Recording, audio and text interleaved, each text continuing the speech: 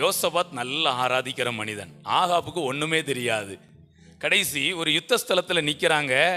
ஒரு 10 பேர் வந்து யோசபாத்தை என்ன பண்ண சூழ்ந்துருவாங்க. யோசபாத்துக்கு யுத்தம் பண்ணவே உங்களுக்கு யுத்தம் பண்ண தெரியுதோ இல்லையோ, நல்லா ஆராதிக்க தெரியணுங்க. ஆனால் யோசபாத் கூக்குரல் இடுறாரு பாருங்களேன். கர்த்தர் அவருக்கு அனுசாரியாக இருந்தாராம். 10 பேர் சுற்றி வளைச்சிட்டாங்க. எப்படி இருக்கும் பாருங்களேன். அதெல்லாம் மிராக்கிள்ங்க.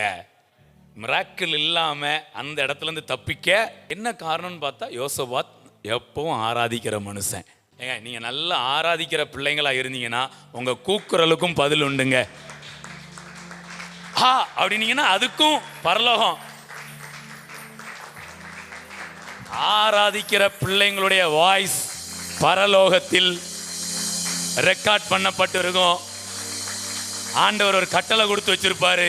இந்த வாய்ஸ் எங்க கேட்டாலும் பரலோகம் அங்க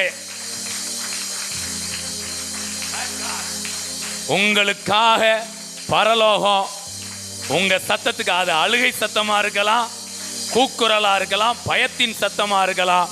நீங்க ஆராதிக்கிறவங்க சத்தம் அங்க ரெக்கார்ட் ஆயிட்டுன்னா உங்க எந்த சத்தமும் பரலோகத்துக்கு கேட்கும். பிரைஸ் காட், ஹல்லேலூயா. புரிஞ்சிட்டீங்களா?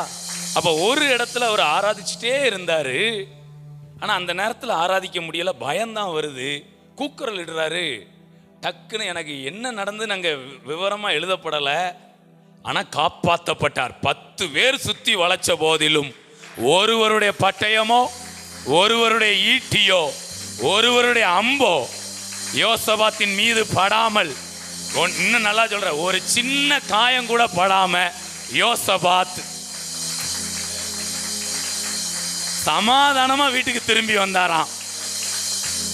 ஆகாப் சும்மா யுத்த ஸ்தலத்தில் நிற்கிறாரு.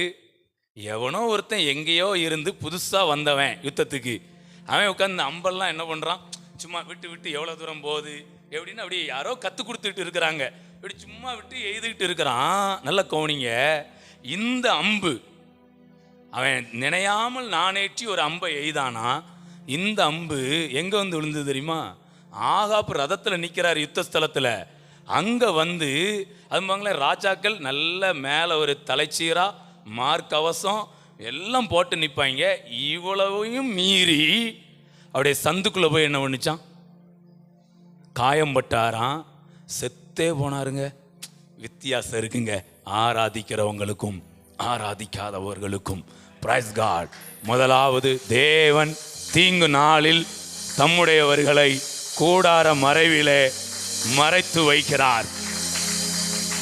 வாதை உன் கூடாரத்தை அதோட விட்டாரா? வாதையோட விட்டாரா? பொல்லாப்பு,